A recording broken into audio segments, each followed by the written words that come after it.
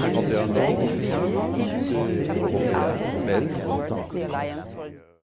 Je retiens deux temps forts qui ont débouché sur des victoires. La première, c'est notamment mon engagement à faire obstacle au traité international dit ACTA, le traité anti-contrefaçon. Initialement, il nous a été présenté comme une coopération de différents États pour lutter contre la contrefaçon. En tant qu'écologiste, personne ne pourrait s'opposer à lutter contre la contrefaçon, dès lors qu'on parle de contrefaçon de biens matériels. Ce qu'il y avait dans le traité ACTA, ce dont on s'est rendu compte, c'est que ce n'était pas seulement un traité pour lutter contre la contrefaçon, mais un accord entre plusieurs États pour gérer ce qu'on appelle la propriété intellectuelle et s'accaparer le savoir. Les impacts que ça avait dans le domaine des libertés numériques notamment, on généralisait ce qu'on appelle la riposte graduée. Donc c'était une mise sous contrôle de l'ensemble des citoyens européens. Donc porter atteinte non seulement à la vie privée des citoyens européens, mais également à la protection de leurs données personnelles. Elles auraient pu être échangées entre grosses entreprises. Et l'histoire nous a d'ailleurs donné raison avec l'affaire de la NSA et des écoutes. Ça, c'était un des éléments très très importants. Mais également, dans le domaine des médicaments, la manière dont était rédigé ce traité aurait porté atteinte au développement et à la circulation des médicaments dits génériques, qui auraient pu, sur simple suspicion d'un gros laboratoire pharmaceutique, être bloqués à une frontière parce qu'il y avait potentiellement un doute de contrefaçon, de l'utilisation d'une substance.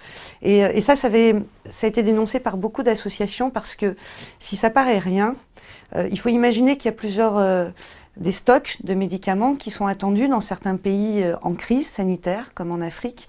Et le fait de les bloquer à une frontière ou à un poste douanier pendant quelques heures, pendant quelques jours, c'est des répercussions en termes de vie humaine.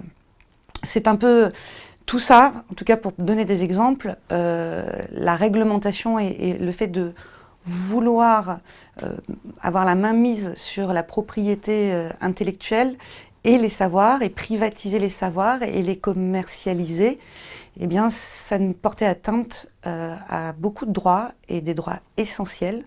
La santé est un droit essentiel, la liberté d'expression est un droit essentiel, la protection de notre vie privée est un droit essentiel des Européens. Pour la première fois, le Parlement européen a rejeté un traité international et c'était une expérience très très riche parce que cette victoire pour les citoyens européens, ça a été une vraie alliance et on a avancé tout au long, pendant 3 ans, tout au long de la bataille, main dans la main, élus au Parlement européen et citoyens qui sont venus débattre au Parlement européen, qui se sont exprimés via Internet, qui ont interpellé l'ensemble de leurs eurodéputés. Donc ça, c'est pour moi vraiment un moment très très fort et puis d'affirmation que le Parlement européen, quand on est député européen, on a du pouvoir et que ce pouvoir, on peut l'exercer pleinement quand on travaille en lien direct et permanent avec les citoyens qu'on représente.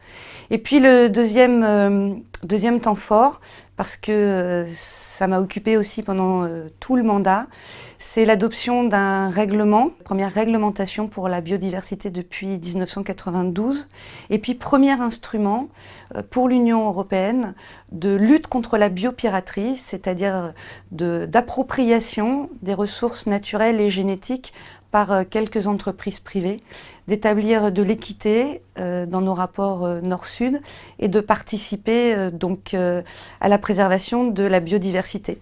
C'est un protocole qui avait été adopté à Nagoya, sommet mondial onusien. C'était mon premier sommet international au nom du Parlement européen et où j'ai eu à agir au nom des citoyens et à être active dans ces négociations.